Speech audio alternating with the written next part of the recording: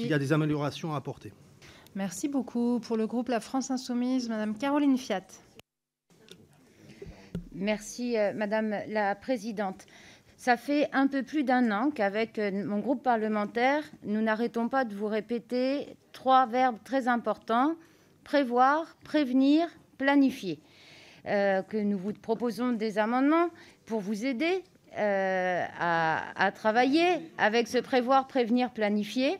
Et on se retrouve encore dans une situation où tout à l'heure, le ministre Véran nous dit une épidémie, une 4e vague, et fin août, cette 4e vague va être très importante et on va encore travailler au jour le jour, dans l'urgence, et on va encore nous faire croire qu'on ne pouvait pas deviner qu'une 4e vague du variant Delta qui passait dans tous les pays d'Europe ne pouvait pas passer par la France. Je vous le dis, on ne pouvait pas deviner, c'était la phrase d'Édouard Philippe. À un moment donné, au bout de la 4e, je pense qu'il va falloir prévoir, prévenir et planifier. Vous avez réussi à énerver les personnels soignants vaccinés qui maintenant vont manifester contre la vaccination du personnel soignant. Vous êtes fantastiques. Méprisez les soignants. Un petit retour en arrière. La première vague, les soignants devaient aller travailler sans masque. Je vous le rappelle, ils ne risquaient rien. La deuxième vague, les soignants porteurs de la Covid asymptomatiques devaient aller travailler. Il n'y avait plus d'altruisme pour leurs patients, ce n'était pas grave. Et pendant la 3e vague, le personnel soignant souhaitant se faire vacciner devait avoir plus de 50 ans. Je vous le rappelle, il y avait une contrainte d'âge. Et aujourd'hui, à la veille de la 4e vague, amis soignants, vous qui rendez vos patients malades, vous serez virés si vous ne voulez pas écouter l'ami président Macron. Quel mépris envers le personnel soignant qui, je vous le rappelle, n'a toujours pas pris tous ses congés, va travailler sur ses jours de repos et qui, je le rappelle, vous applaudissiez à 20h. Il faut vraiment être accroché en Macronie. Ensuite, sur le vaccin obligatoire, avec mon collègue Hugo Bernalicis, nous avions déposé 2 amendements un peu taquins peut-être sur les gendarmes et les policiers et sur les élus en disant: quitte à ce que les soignants soient vaccinés, autant que les autres qui rencontrent du public soient vaccinés aussi. Alors là, la blague du jour, article 40. Il faut, mesdames, messieurs, qu'on vaccine le plus de monde possible en France, mais pour l'obligation vaccinale, article 40, ça coûte de l'argent.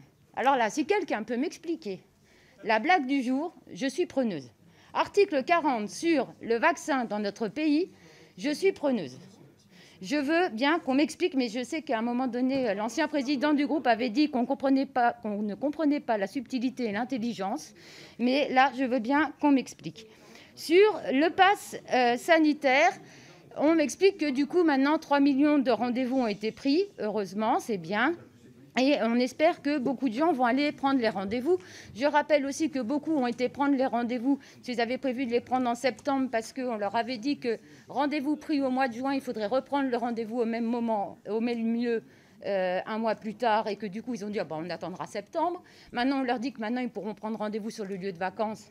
Il faut se rappeler de toutes les règles de l'époque.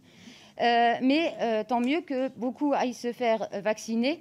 J'espère que vous êtes allés discuter avec les restaurateurs, les patrons de cinéma, les patrons de bistrot et tout ça, parce qu'eux n'aiment pas trop vos décisions, parce qu'ils ont déjà du mal d'embaucher des serveurs. Ils se demandent bien comment ils vont trouver des gens pour aller vérifier les passes sanitaires.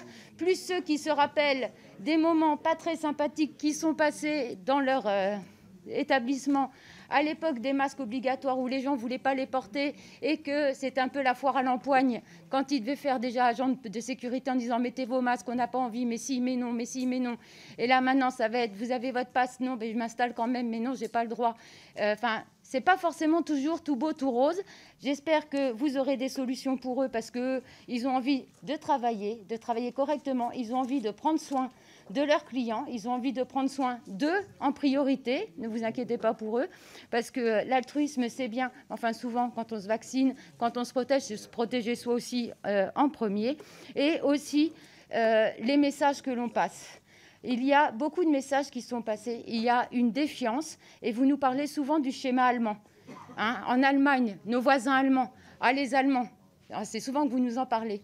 Angela Merkel elle-même et c'est souvent que vous nous en parlez, alors je vais vous en parler, nous explique il ne faut pas obliger.